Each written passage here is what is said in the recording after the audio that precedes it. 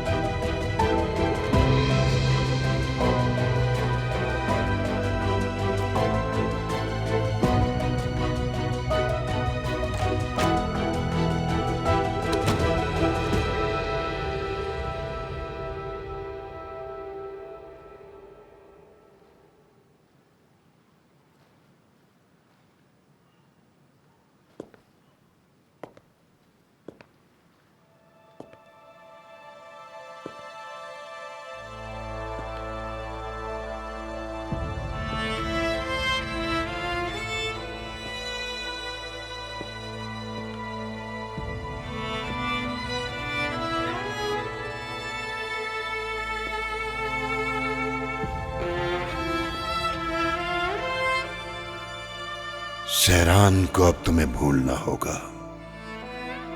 उसने तुम्हें वारिस नहीं दिया और कभी देगी भी नहीं।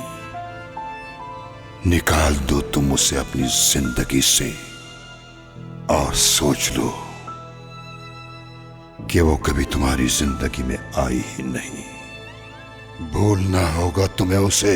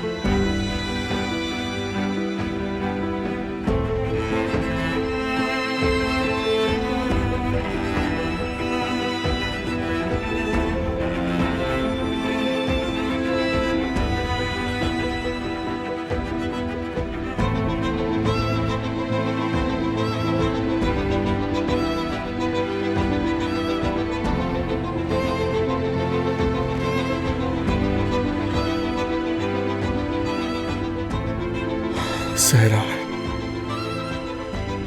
सहरान।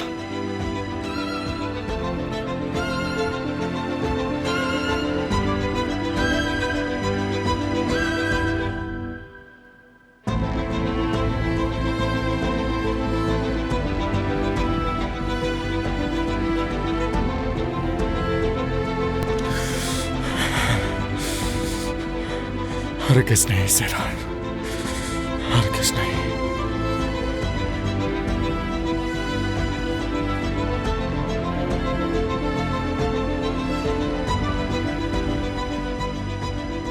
सब तुम्हारी गलती है। क्या? वो ऐसे आज तुम्हारी वजह से बने। क्या कह रहे हो तुम?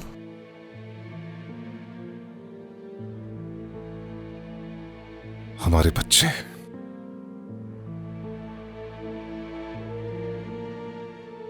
तुम ही ने तो बिगाड़ा है उन्हें। वो जो कर रहे हैं करने दो उन्हें। तुमने कभी उन्हें सजा नहीं दी, बल्कि हमेशा ही उनका साथ दिया। बिगाड़ कर रख दिया उन्हें। फैरिद के गैर जिम्मेदार होने की वजह भी तुम ही हो, तुम्हारे अलावा और कोई नहीं।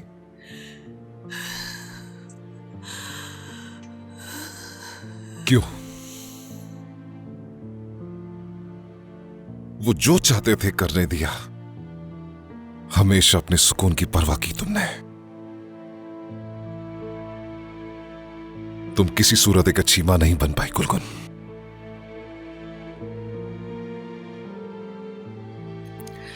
तुम मुझसे ये कह रहे हो? तुमने क्या किया औरान? हाँ, क्या किया? तुमने हिफाजत की उनकी? तुम तो सिर्फ अपने बाबा का हुक्म मानते रहे। अगर तुम अपने बाबा के खिलाफ खड़े हो जाते तो फैरिद को इतनी कम उम्र में शादी नहीं करनी पड़ती। औरान, मेरे सामने ये सब कुछ ना ही कहो। क्यों नहीं कहूं? क्योंकि तुम शिकस्त खाओगी। अगर हमने इफाकत के मशवरे के मुताबिक फैरिद की शादी सोना से कर दी होती तो आज हमें ये सब कुछ ना देखना पड़ता। लेकिन तुम्हारा वो बेटा कहता है कि मुझे तो सिरान चाहिए, जैसे वो किसी दुकान से खिलौने खरीद रहा हो। लेकिन तुमने इख्तिलाफ नहीं किया। क्यों गुलगुन? क्योंकि नहीं चाहती थी कि इफाकत तुम्हारी बहू चुने।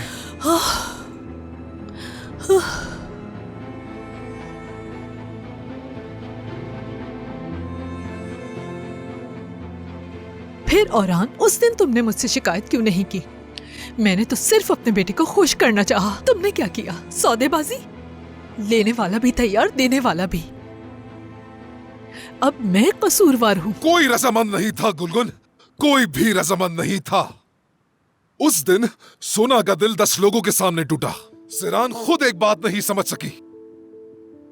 अपने रुतबे के नशे में उनकी बेइज्जती की हमने। उस रात ही हमने उस घर को अंदर से तोड़ दिया था। ये समझ क्यों नहीं सकती तुम? कितनी ठेस पहुंचाई है हमने उन्हें। क्या तुम्हें दिखाई नहीं देता? नहीं दिखता तुम्हें? और ये सब भी किस लिए? सिर्फ फैरिद की उस लड़की को पाने की जिद के लिए। मैंने जो भी किया अपने बेटे की खुशी के लिए किया। तो तुमने खुशी के लिए किया। वो इसलिए किया ताकि इफाकत की बात टाली जा सके। सिर्फ इसलिए किया ताकि इफाकत के बजाय तुम्हें सारी अहमियत मिल सके। और इसलिए किया ताकि सबके सामने अपनी बात का भरम तुम कायम रख सको। सिर्फ अपनी छोटी सोच की वजह से तुम ये सह रही हो आज, और हम सब भी सह रहे हैं। तब खड़े होते ना तुम। अगर तुम उस वक्त एक बाप की तरह खड़े होते, एक मर्द की तरह, अपना फर्ज निभाया होता तुमने, ना ही तुम अच्छे शौहर बन सके और ना ही अच्छे बाप। हमने एक बेटे को दफनाया और दूसरा बेटा मौत के मुंह से आया है। ये सब तुम्हारी वजह से हुआ। तुमने उनकी हिफाजत नहीं की, तुमने मेरी हिफाजत नहीं की। नहीं कर सके तुम उनकी हिफाजत।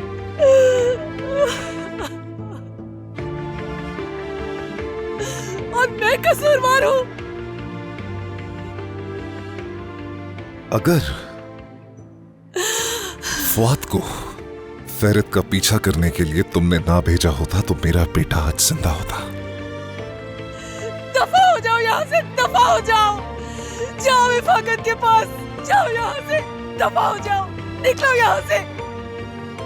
मुझे नहीं पता। तुम अपने ऑफिस की औरतों के पास जाओ, दफा हो जाओ।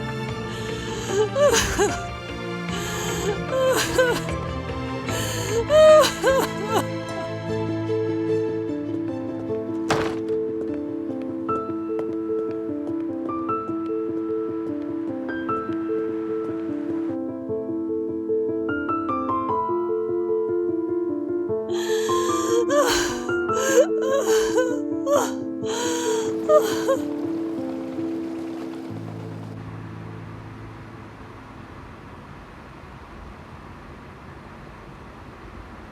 मैं तुम्हारे घर जा रहा था मगर सोना ने कहा कि कहीं दूर ले जाऊं तुम्हें।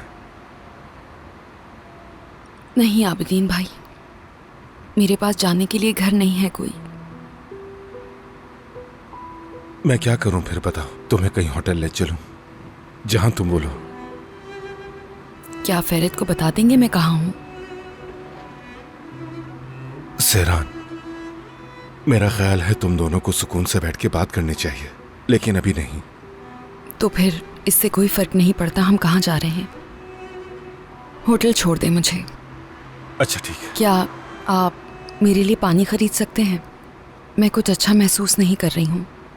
ठीक है, वो आगे पेट्रोल पंप से ले लूंगा पानी। इसके अलावा कुछ और चाहिए तुम्हें? नहीं शुक्रिया। ठीक है।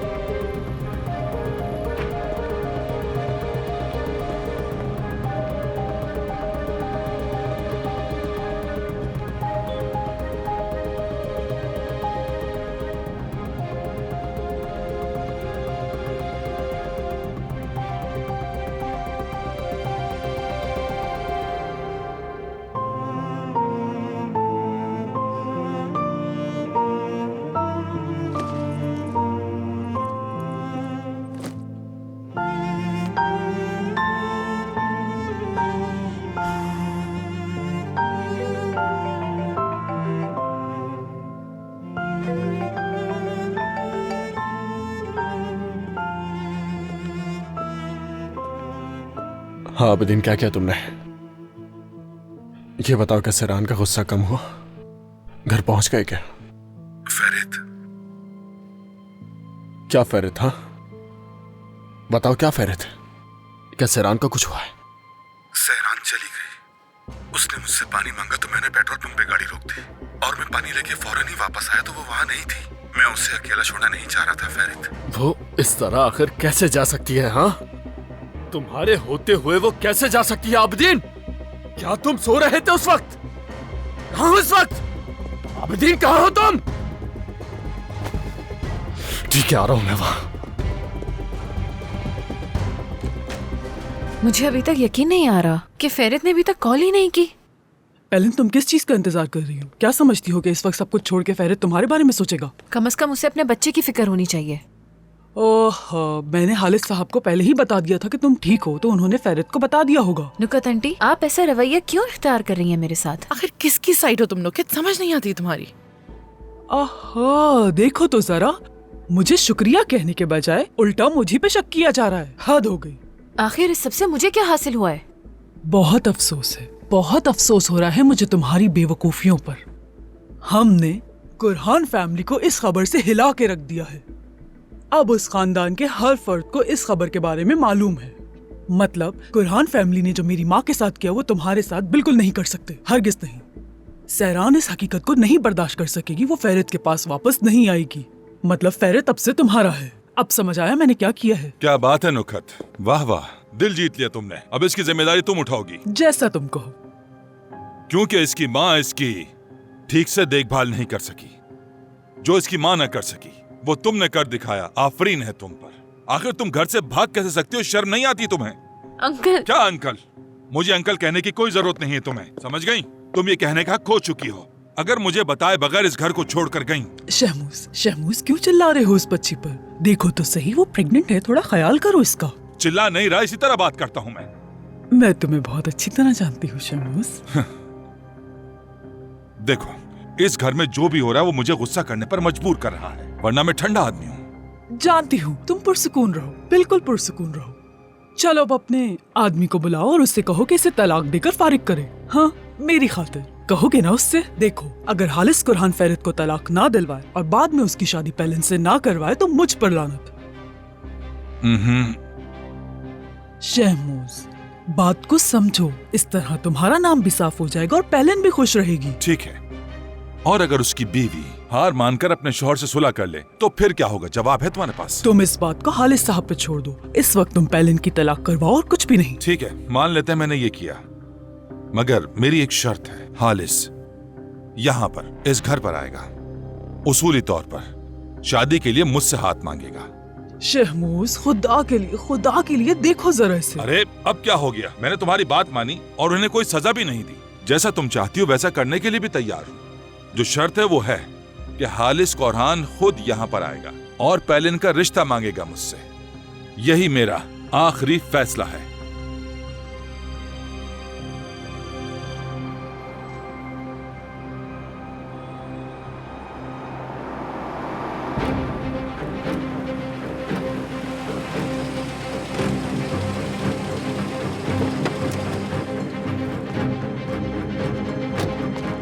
अरे आबिदीन, तुम्हारे होते हुए सरान ऐसे कैसे जा सकती है? फेरित, मैं बस पानी लेने गया और जो भी हुआ मुझे गुस्सा मत दिलाओ। अचानक वो कहाँ जा सकती है? मैंने तुम पर भरोसा करके उसे तुम्हारे साथ भेजा ताकि वो कुछ लम्हे सुकून के गुजार सके। फेरित ठीक है, माफ कर दो। यार आबिदीन, क्या माफ कर दो? माफ करने से क्या हो जाएगा? कहाँ है सहरान? सहरान कहाँ है? मुझे नहीं मालूम फेरित, मैंने यहाँ के सारे कैमरे भी देख लिए। कुछ नजर नहीं आ रहा उसमें कि वो रोड की तरफ गई है या फिर किसी गली में मुड़ गई। मैं क्या करूं? तुमने वहां जाकर फिर देखा? मैंने सब जगह देखा। ठीक से देखना था ना, यहाँ बैठकर क्या कर रहे हो? मैं कब से उसी को ढूंढ रहा था। ओह, मेरा दिमाग खराब हो जाएगा, पागल हो जाऊंगा मैं। उसे इस्तांबुल के बारे में कुछ भी नहीं मालूम, ना वो जानती है किसी को। यहाँ अगर उसे कुछ हो गया तो हम क्या करेंगे? नहीं, खुदा के लिए बुरा मत सोचो फेरित, उसे थोड़ा पुरसुकून होने दो। वो अपनी अम्मी को तो कॉल करेगी। परेशान मत हो, वो यहीं कहीं किसी होटल चली गई होगी। तुम अभी उसे नहीं जानते Abidin.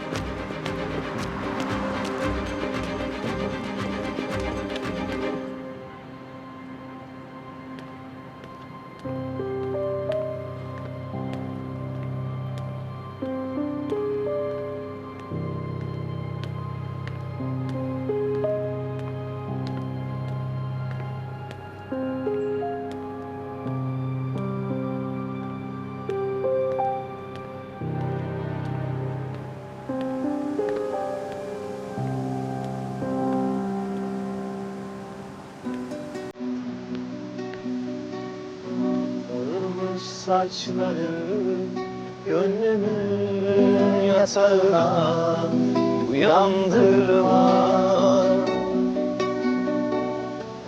Sabah olsun ben giderim, sen kal rüyamda. Arama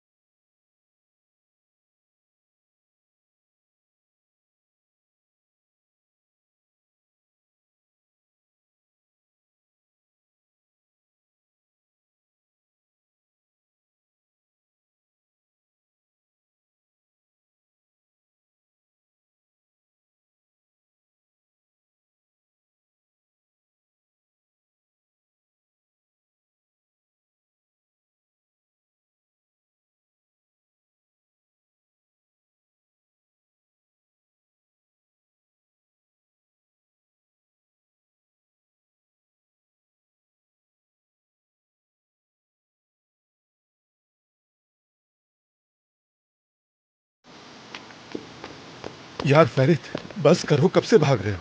खुदा के लिए रुक जाओ अब। कैसे रुक जाओ आबिदीन? हाँ, कैसे रुक जाऊं? वो आखिर जा कहाँ सकती है आबिदीन? उसे ढूंढने के लिए शहर का कोना कोना छानना पड़ा तो हम छानेंगे। तुम भूल रहे हो, यह इस्तांबुल है। कैसे ढूंढोगे उसे? कहाँ कहाँ देखोगे? देखूंगा मैं आबिदीन, देखूंगा। मैं इस शहर का हर कोना जाकर देखूंगा वो कहाँ जा सकती है। अपना बैग भी घर पर छोड़कर गई है। ना उसके पास पैसे हैं, ना कार्ड्स है, सिर्फ शनाख्ती कार्ड है उसके पास। यहाँ तक कि वो यहाँ किसी को जानती भी नहीं है।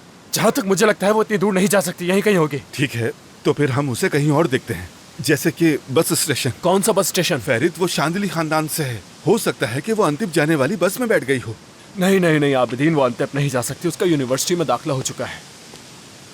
वो इतना बड़ा कदम नहीं उठा सकती कि अपनी पढ़ाई छोड़कर चली जाए यहाँ से। अरे मैं कितना बेवकूफ हूँ, ये ख्याल मेरे जहन में पहले क्यों नहीं आया? आखिर कैसे मेरे जहन में नहीं आया? फेरित, कहाँ जा रहे हो?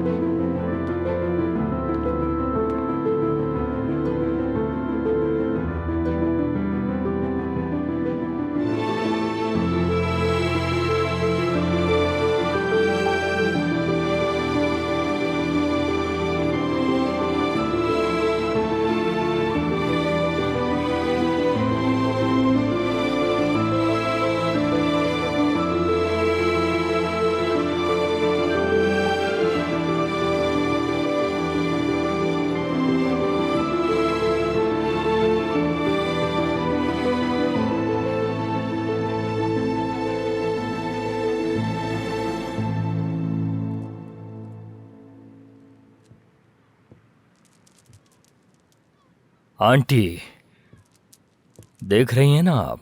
हाँ, देख रही हैं ना? कल जिस कुत्ते को हमने खाना खिलाया, आज वही कुत्ता हम पर भौंक रहा है। ये सब तुम्हारी गलती है काजिम। मैंने मना किया था कि हाथ मत उठाना, मगर तुमने मेरी एक ना सुनी, और अब तुम खुद इस सारी सूरत हाल को संभाल नहीं पा रहे हो काजिम। मेरे बाप ने कभी मुझे मारा था? कभी नहीं। उन्होंने कभी मुझे हाथ तक नहीं लगाया। क्या मैंने कभी ऐतराज किया? मारा तो लकड़ी से मारा, मार मार के लकड़ियां तोड़ दी, लेकिन कभी भी मुझ पर हाथ नहीं उठाया। मैंने कभी कोई ऐतराज किया? अल्लाह बख्श दे उन्हें। देखें, मैं सिर्फ अपने बाप की वजह से आगा बना, एक ताकतवर काजिम आगा। हाँ, तो तुम क्या बन गए हो? बस एक बड़ा आदमी? बस काजिम आगा? याद रखना, अब की बारी हालिस कुरहान की है। देख लेंगे, देख लेंगे, देखेंगे क्या आगा वो है या मैं।